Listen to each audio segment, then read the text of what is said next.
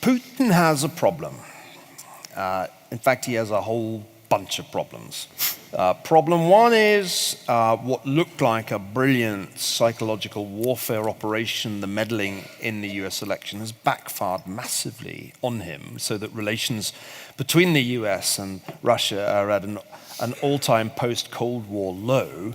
Lindsey Graham remarked that it took some real genius to unite Republicans and Democrats in Congress, and they were united over tightening sanctions on Russia. Problem two is, Russia's just not big enough to build its own competitive network structure. It does have them, but they don't have the kind of critical mass that China has. So he's right to identify that he who controls the networks will control the 21st century. It won't be him.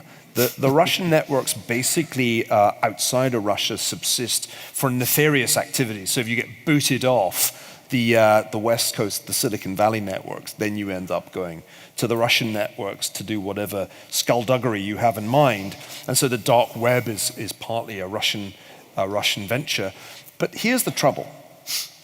In the world of cyber warfare, which is an extraordinarily important part of our story that we haven't touched on, the ongoing constant conflict on the internet between states and non-state actors and companies, in that world of cyber warfare, up until now, the Russians have essentially behaved like poachers. They have been, to put it crudely, outside the tent, running with the bad boys. The problem about that is that Russia really is as likely to be hit by cyber warfare as any major state. And it was, to my mind, deeply satisfying to read that the WannaCry malware had infected more computers in Russia than any other country. And I think at some point, Russia is going to have to recognize that it cannot simply be the renegade of the great powers running around with the bad actors on the internet. It has to recognize its common interest in having some kind of order in cyberspace and not what we have at the moment, which is a kind of anarchy or permanent state of war. Just to say, Neil, the WannaCry was an attack, a cyber attack earlier this year against software of bureaucracies of many countries, including this one, thought to have originated in Russia. Maybe not. It's probably not, actually. It was actually a morphed US piece of software, we think, which essentially infected people who hadn't updated their operating systems and locked them out of their hard drives. And the Russians, who, if you go to Russia, don't necessarily always have the best of software. It's a little bit like the NHS, only it's a country. Were affected almost as much as the NHS. And also most of its most effective employees are foreigners. They have a lot in common. I can say this kind of thing because my father worked all his life for the National Health Service, and often drew a parallel between it and the Soviet Union. At least it didn't have nuclear weapons. So networks as fickle, this is a really important point. The nightmare, if you're Mark Zuckerberg, is in the following data. In the demographic under 30, more and more young people in the United States are using Snapchat in preference to Facebook. And that must worry him almost more than the Russia inquiry and all the attendant scandal, because if there were large-scale defection by young users, then Facebook's future would start looking a lot less bright. The system is fickle, but the following is true in all of these different networked markets: winner takes all, or winner takes nearly all. Eric Schmidt puts this, the chairman of Alphabet, the parent company of Google, in the following way. It's Zipf's law, Z-I-P-F, Zipf's law. And in Zipf's law, the winner gets 90%. Some people get 9%, and the rest get 0.9%. And so at the moment, Facebook's the winner-take-all, just as Uber seemed to be the winner-take-all in the ride-sharing contest. But that can change. MySpace looked like it would win social networking. MySpace was invented before Facebook. but its lunch got eaten. So yeah, it's a fickle, volatile world. And one argument that is often made by these big network companies when they are accused of being monopolies is competition is just a click away. And that's become the standard defense against the antitrust suits that some people talk about bringing against these companies. Finally, I'm very glad you asked about the revolutions of 1989. I was in Germany in 1989. And you have to remember two things. One, all networks, by definition, start small. Facebook was just a bunch of Harvard students initially. The key thing is not the starting size, it's the rate of growth.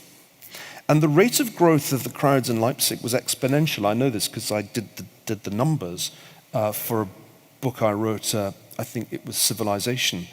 I even have friends who were there in Leipzig. A good journalist friend of mine was there. And he said that the scary thing at the beginning of the Leipzig protests, he was an early member of the network, was that the East German security forces were there with weapons, and they were deeply afraid that the East German regime, Honecker's regime, would give the order and there would be Tiananmen Square in Leipzig.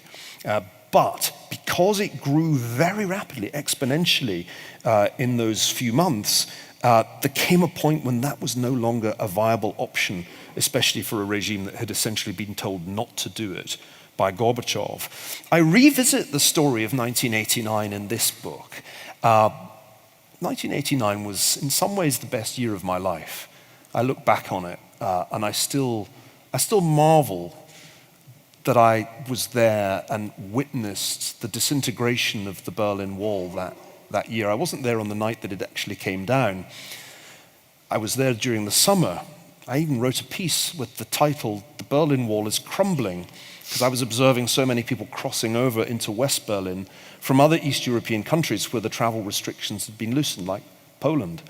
But the newspaper that I sent it to refused to publish it. And the editor, this was communicated to me by the deputy editor, he said, "Well, Neil, the editor feels you've been listening to too many Ronald Reagan speeches." So my piece, my prophetic piece, was never published and is lost to posterity because it was only on a little Tandy, which had a memory the size of a gnat's memory. In this book, I look at the way that networks of dissent formed in the country that was much more important than East Germany, namely Poland. And there's some terrific work on this by a Polish scholar who's graphed all and reconstructed all the different networks that preceded Solidarity and shown how it was that Solidarity, for a brief but crucial period, was able to join together all the different dissident forces which ranged from the right, devout Catholic nationalists, to the left, liberal-leaning academics and intellectuals. So that illustrates the point well. Poland got critical mass of dissident networks first, and it was there that communist rule first folded. Thank you, Neil. And we've got another round of questions now, and I see hands and numbers coming up there too. Okay, let's not necessarily do them in order. We've got a 4 over there. We want to make sure different parts of the hall get taken up. So 4, let's take that one first and then make sure we go around. Hi, thanks very much. So I wonder how you think that we can utilize this understanding of networks, specifically the Silicon Valley kind of network, to combat rather than encourage Islamic terrorism? Okay, that's a very good question. Thank you for that. Let's see, is there a number that... Yes, we have a number 3 on this side. Let's get number 3. Oh. Go ahead.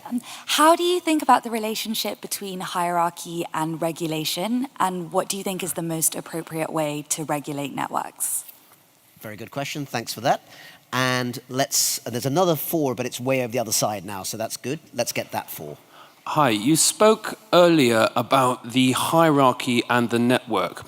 I was wondering if you had an opinion on how the network seems to almost need a hierarchy. So if we look at, for example, Wikipedia and how originally it had no editors before becoming an organization with editors and almost peer-driven, or Facebook, which now has groups and group admins and various other levels of hierarchy within its tools? So the last two questions, both very good questions, almost related to each other, and then the question, of course, about Islamic terrorism, Neil. Well, let me start with the question on Islamic terrorism, and not only terrorism, but the non-violent Islamic extremism, which I think is a precursor of violent action. My wife, Ayaan Hirsi Ali, has written an important analysis of this, showing how dawah, proselytization, is the prelude to jihad. At the moment, we're doing a pretty terrible job of this in two respects. One, the networks have not been very effective at preventing their use by groups like Islamic State. And Islamic State, I describe this in the book, in fact I show a network graph of Islamic State's blogging presence in 2013, prior to the high-profile executions that suddenly got everybody's attention the following year. And it's clear that Islamic State continues to be able to function, even on major platforms, by playing whack-a-mole with the companies. You close down one account and another one opens. And there isn't, in fact, a good way of dealing algorithmically with the way these people operate. And this relates to the second and third questions I'm going to talk about. Worse still, what has happened in the last year or so has been that those who speak out against Islamic extremism are attacked online relentlessly and viciously and accused constantly of Islamophobia. And this brings me to the questions of hierarchy and regulation and whether or not networks need hierarchy and indeed regulation. The answer is they clearly do. They clearly do. The problem is, how exactly do we regulate platforms with 2 billion users generating vast quantities of content that are clearly beyond any human editorial control? At the moment, we have seemed to have reached a consensus in the United States that these platforms are not publishers. They are network platforms, and they continue to be regulated differently from publishers of content under the 1996 Communications Decency Act. This exemption means that people at Facebook, or for that matter at Google, are not responsible for what appears on their platforms. There's no liability, there's no responsibility to warn. This exemption puts them at a great advantage relative to conventional publishers who have those liabilities under the law. This is an anomaly. It must, I think, ultimately change. If it doesn't change, we are going to arrive in a situation at which publication is essentially monopolized or near monopolized by the Silicon Valley companies who will claim to have no responsibility for what is published. And then when we scream and shout, as the European Commission does, and says, but you're publishing terrible things, they will scramble, hire fact checkers and editors, and put up a show of trying to suppress whatever they're told is hate speech. This is a completely dangerous path to go down, by the way, because I think the European Commission is giving even more power to these platforms by telling them effectively to be censors on our behalf. That seems to be the German government's line. I find it extraordinary. But I think we ultimately need to recognize that we haven't solved this problem. We're nowhere close to solving it. And I think that this will be one of the major challenges, not only in the United States, but in Europe, indeed everywhere in the free world. How do we regulate such vast networks that have never existed on this scale before? If we don't regulate them, they clearly have power beyond the imaginings of the most powerful press baron, as well as all the advertising revenue in the world. The two companies, Google and Facebook, got 90% of all new online advertising in the fourth quarter of 2016. If you're not in that business, if you're in the conventional publishing business, you are dying at this point. So we haven't figured this out. And that's partly what motivated me to write this book. This is a huge problem. And we don't know what to do. Democrats say, let's break them up. They're monopolies. Let's do antitrust, like progressives used to do. And that doesn't get very far because they're natural monopolies. How do you break up Google? It's not conceivable that you could have a sort of balkanized search engine, Google Arkansas. It's not going to happen. But if that's not going to happen, then I think there's some very hard thinking to be done about what regulation these should be given. They are utilities. The Supreme Court, Rana, recently said they are the public square, which was good for me since I'd called my book already The Square and the Tower. This is the public square, but who owns it?